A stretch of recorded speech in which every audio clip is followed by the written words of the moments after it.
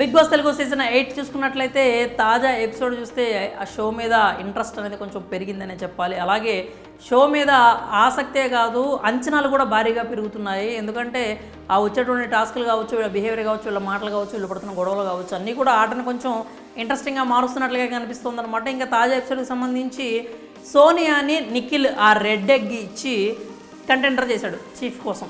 Chief అవ్వడానికి contender చేయడంతో చాలామంది డిసప్పాయింట్ అయ్యారు. ముఖ్యంగా నిఖిల్ వాళ్ళ క్లాన్ వాళ్ళు మరీ డిసప్పాయింట్ అయ్యారు. అయితే అసలు సోనియాని నిఖిల్ ఎందుకు కంటెండర్గా తీసుకున్నాడు, దానికి సంబంధించి సమాధానం కూడా నిఖిల్ అభయ్తో మాట్లాడుతున్నప్పుడు చెప్పాడనమాట. అంటే ఆమె ఊరికే నన్ను కంట్రోల్ చేయాలని చూస్తుంది, నువ్వు అంటే తినొద్దు లేకపోతే కూర్చో లెగు అన్నట్టుగా నన్ను ఏదో కంట్రోల్ చేస్తున్నట్లుగా అనిపిస్తోంది.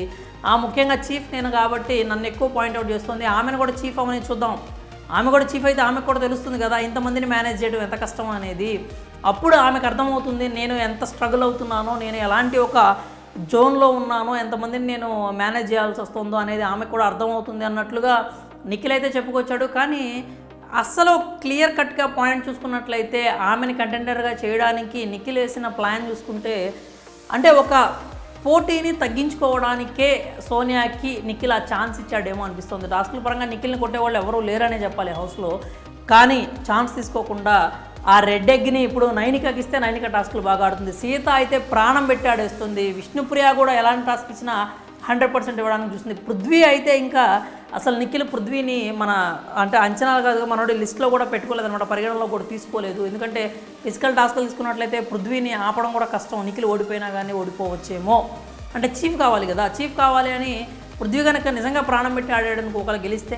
కానీ పృథ్వీ కూడా పాయింట్ అడిగాను అనమాట, నువ్వు సీతాని సోనియాని కన్సిడర్ చేసావు, నన్ను కన్సిడర్ చేయలేదు అంటున్నావు, ఎందుకు నేను తెలుసుకోవాలనుకుంటున్నాను అన్నాడు. దానికి నిఖిల్ ఏం చెప్పాడంటే చీఫ్ అవ్వటం అనేది మొత్తం హౌస్ మొత్తాన్ని సమన్వయం చేసుకోవటం, క్లాన్ మెంబర్స్ని చూసుకోవటం, నువ్వు ఊరికే హైపర్ అయిపోతున్నావు, నువ్వు ఊరికే రెండ్రా చూస్తున్నావు అన్నట్లుగా మాట్లాడుతున్నావు, సో నాకెందుకో అది కరెక్ట్ కాదేమో నీకు చీఫ్గా అనిపించింది అని చెప్పుకొచ్చాడు అనమాట. అంటే కామన్ కంపోజ్డ్గా ఉంటే బెటర్ అంటావా అన్నాడు.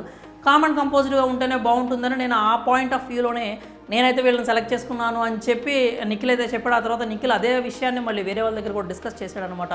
వాడు అలా ఎలా అడుగుతాడు అన్నట్టుగా. అది కరెక్ట్ కాదేమో, ఎందుకంటే ఫ్రెండ్షిప్ కొద్దీ అలాగే అతను ఎందుకు సెలెక్ట్ చేయలేదనే తెలుసుకోవాల్సినటువంటి బాధ్యత అతనికి ఉంది, రైట్ అతనికి ఉంది, అడిగే హక్కు అతనికి ఉంది. కాబట్టి పృథ్వీ అడిగాడు.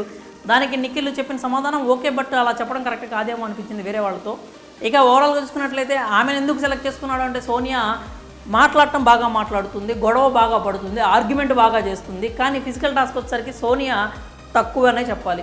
సోనియా అంత బాగా ఫిజికల్ టాస్కులు ఆడలేదు అనే చెప్పాలి. ఇప్పటివరకు ఆమె ఆడిన టాస్కులు చూసినా కావచ్చు, లేకపోతే మొన్న తాజాగా జరిగిన కోడిగుడ్ల టాస్క్లో కూడా ఎక్కువ ప్రొటెక్ట్ చేయడానికి డిఫెండర్గా ఉంది తప్పితే ఆమె అక్కడికి పోయి కోడిగుడ్లను లాక్కొచ్చింది ఏమీ లేదు, అందరితో ఎక్కువ గొడవ పడింది కూడా లేదు, ఎవరిని అట్లా ఇసిరి పడేసింది కూడా లేదనమాట. సోనియా ఫిజికల్ టాస్కుల్లో వీక్ అనే విషయాన్ని ఆవిడ కూడా ఒప్పుకోవాల్సిందే. కాబట్టే నిఖిల్ కావాలని చెప్పి సోనియాని సెలెక్ట్ చేసుకున్నాడేమో అనిపించింది అనమాట. సోనియా అయితే అతనికి కొంచెం ఫిజికల్గా తగ్గుతుంది, ఆ పోటీ తగ్గుతుంది, కాబట్టి గెలవడానికి ఛాన్స్ ఉంటుంది అని చెప్పి సోనియాని సెలెక్ట్ చేసుకున్నాడేమో అని అనిపించింది అనమాట. ఇది పక్కా నిఖిల్ మైండ్ గేమ్ అనే చెప్పాలి. అందరూ కూడా సోనియా చేతిలో నిఖిల్ ఉన్నాడు అనుకుంటున్నారు, కానీ నిఖిల్ చేతిలోనే సోనియా ఉందేమో అనే ఒక ఆలోచన కూడా కలిగిందనమాట. అప్పటి వరకు సోనియా మనోడితో సీరియస్గా ఉండి గొడవ పడుతున్నట్టుగా చేసింది. కానీ ఎప్పుడైతే రెడ్ ఎగ్ ఇవ్వడానికి టైం దగ్గర పడుతుందో అప్పుడు వెళ్ళి సారీరా అందరం ముందు అలా మాట్లాడకూడదు నీతో అని చెప్పి సారీ కూడా చెప్పొచ్చింది అనమాట.